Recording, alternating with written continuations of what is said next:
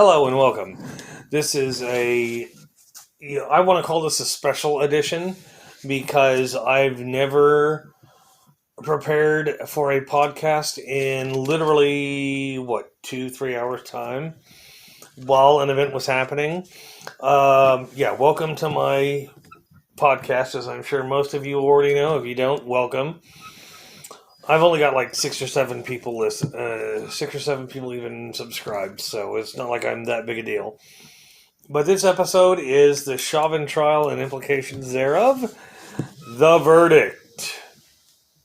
Okay, the verdict, which came up, and yes, I much like most of the rest of the world and the country, I was rapidly paying attention with my handy pen and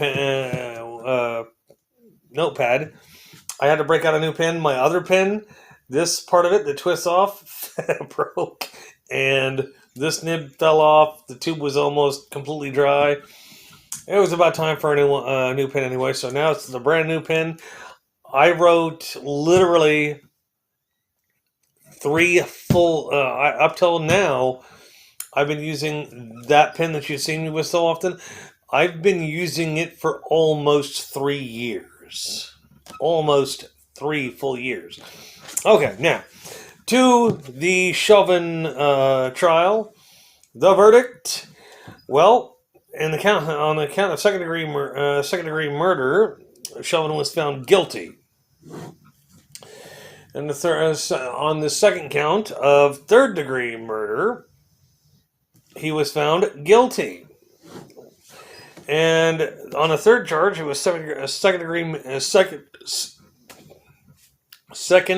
manslaughter. He was found guilty. He was guilty on 3 different counts.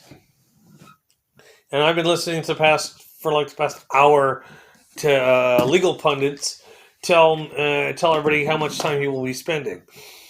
Me personally, I don't think he's going to spend 10 to 14 years in prison. That's my own opinion. Based on everything I've seen, like child molesters who rape little kids can serve 4 years and get out. Okay, you murdered a 46-year-old black guy, and they're going to give you 14. They're going to give you how many ever years? I'm sorry. I'd rather put the child rapist and whatnot in jail a lot longer. But hold on.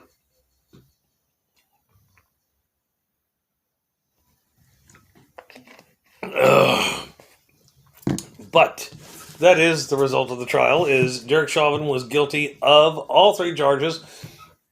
As soon as he sat up from his chair, he was placed in handcuffs. His bail was revoked. He is going to be in jail. Now, apparently, my information tells me that BLM, Antifa, and other leftists know who the jurors are. I don't even know who the jurors are. I mean, apparently people know who these people... Somebody got information on who these people are, even though they're not supposed to be known.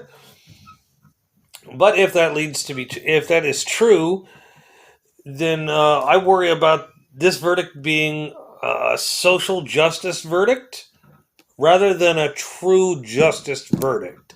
And yes, the governor or whatever of Minnesota, I believe it was, said that this is true justice.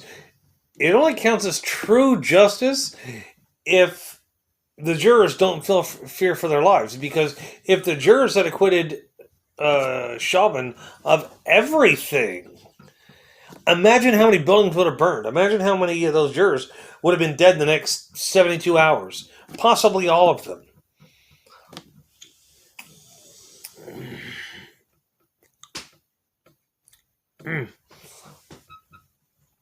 But the biggest damn thing right now, the thing to cheer about is that we have a verdict. We have justice. Now, as joyous... hold on. I got my thoughts mixed up. We may not have true justice. We may have social justice. But we have justice either way. Now, the reason why I say this... If this outcome doesn't bring peace, if it doesn't bring peace, sorry, my phone keeps on lighting up. I've been texting people left and right and all this other stuff.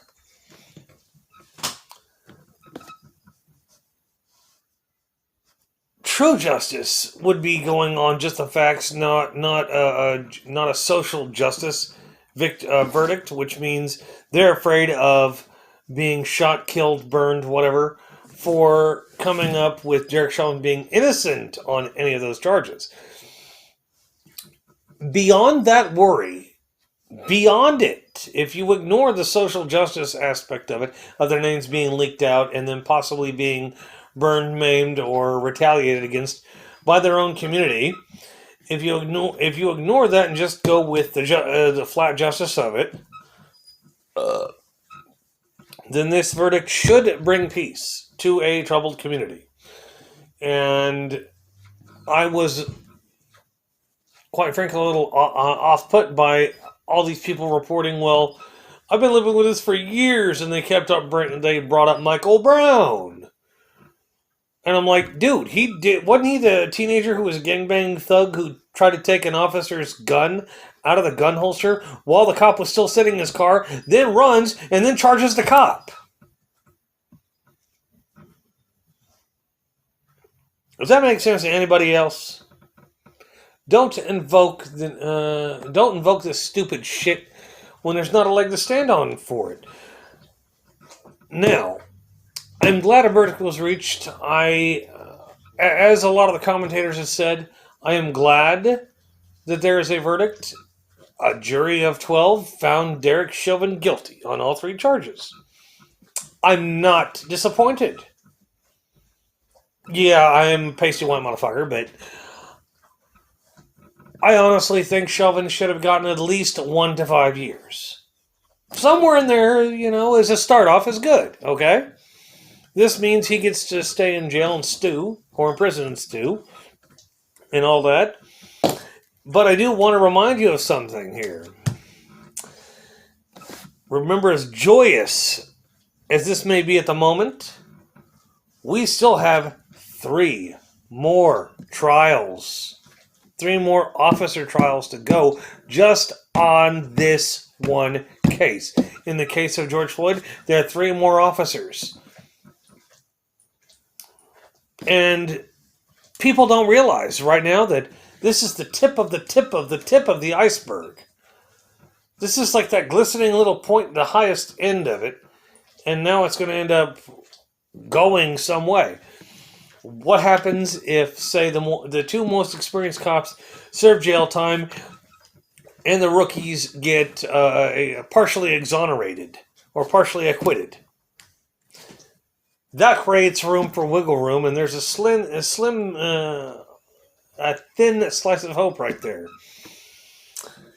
Now, as I was explaining to one of my other friends, out of this, I expect to see. I honestly expect to see police recruitment plummet. I see a lot of cops that are getting closer to retirement. Within 5 or 10 years.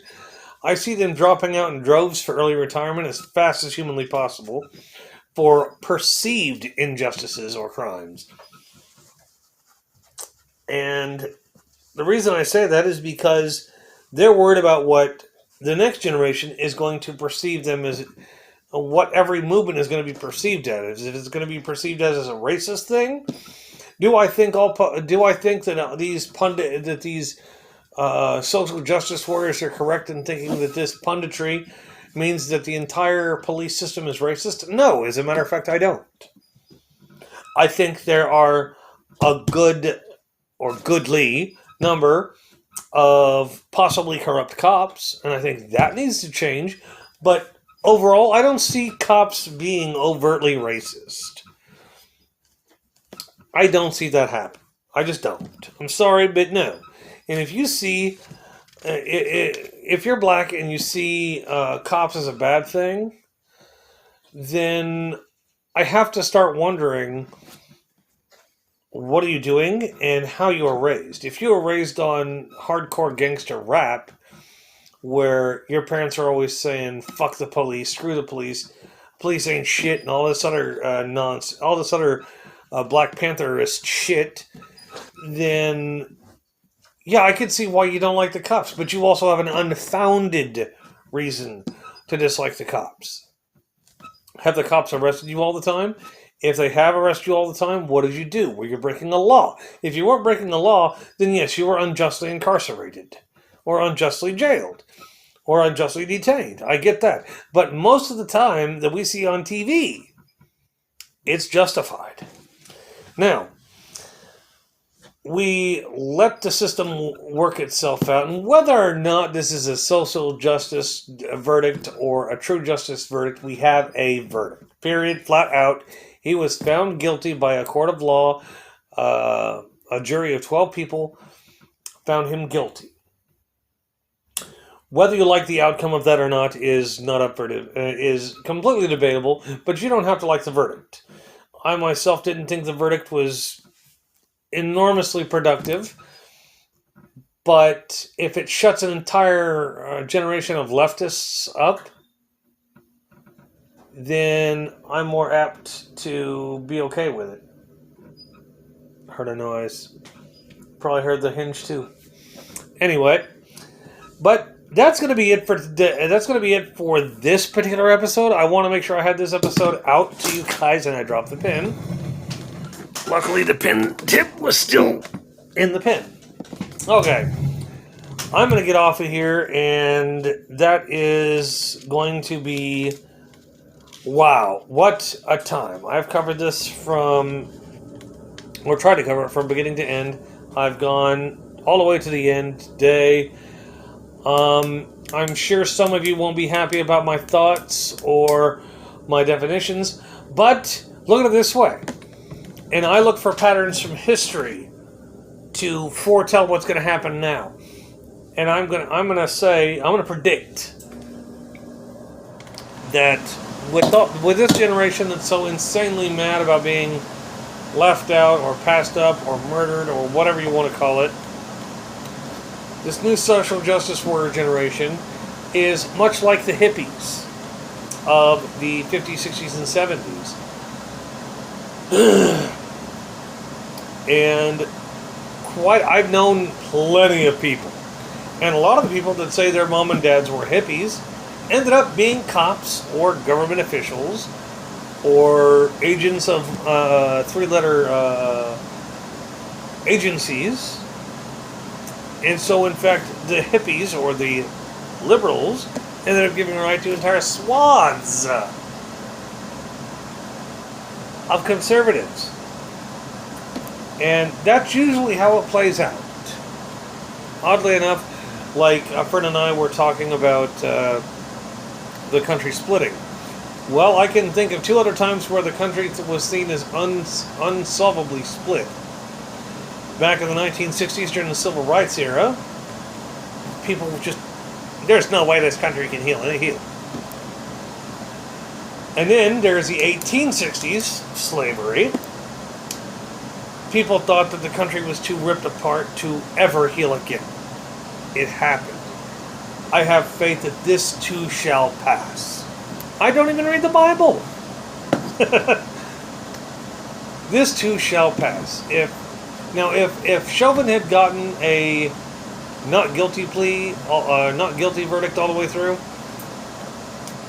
that I think would have split the country entirely in two. Because you would have had pillaging, burning, everything.